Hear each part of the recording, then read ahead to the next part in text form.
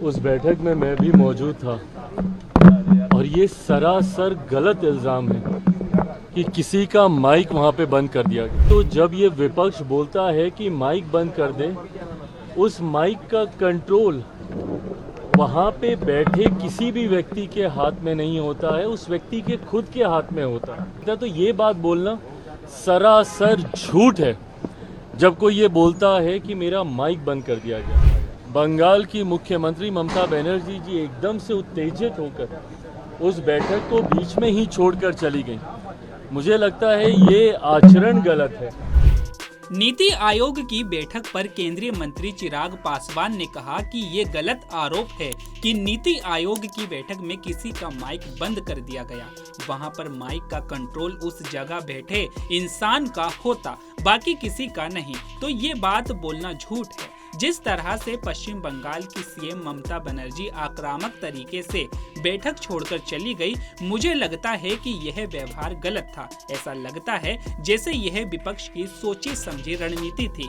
ध्यान अपनी ओर आकर्षित करने के लिए ये साजिश रची गई थी। अगर किसी राज्य को लगता है कि उनके साथ अन्याय हुआ है तो नीति आयोग वह मंच है जहां आप उस मुद्दे को उठा सकते हैं। वहीं केंद्रीय मंत्री चिराग पासवान ने आगे क्या कुछ कहा, देखिए वीडियो। उस बैठक में नीति आयोग की उस बैठक में मैं भी मौजूद था और ये सरासर गलत इल्ज़ाम है कि किसी का माइक वहाँ पे बंद कर दिया गया। पहली बात तो जब ये विपक्ष बोलता है कि माइक बंद कर दे, उस माइक का कंट्रोल वहाँ पे बैठे किसी भी व्यक्ति के हाथ में नहीं होता है, उस व्यक्ति के खुद के हाथ में होता है। ना लोकसभा में, ना राज्यसभा में, ना ऐसी किसी बैठकों में। ऐसी बैठक में माइक सामने लगा होता है, ऑन ऑफ का स्विच सामने ही होता है। तो ये बात बोलना सरासर झूठ है जब कोई ये बोलता है कि मेरा माइक बंद कर दिया गया। हाँ, हर मुख्यमंत्री को, क्योंकि समय की बाध्यता थी, ओपन एंडेड अगर डिस्कशन को रखा जाता तो संभवतः हफ्तों तक ये बैठक ही चलती रहती।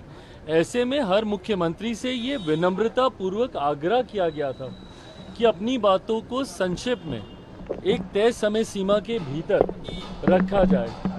जब वो समय सीमा पूरी हुई, सिर्फ एक रिमाइंडर के तौर पर उनको ज़रूर, जैसे तमाम मुख्यमंत्री को दोबारा से नोटिफाई किया गया कि भाई आपका समय समाप्त हो रहा है, इस तरीके से। बट उसके बाद जिस तरीके से बंगाल की मुख्यमंत्री ममता बनर्जी जी एकदम से उत्तेजित होकर उस बैठक को बीच में ही छोड़कर चली गई, मुझे लगता है ये आचरण गलत है।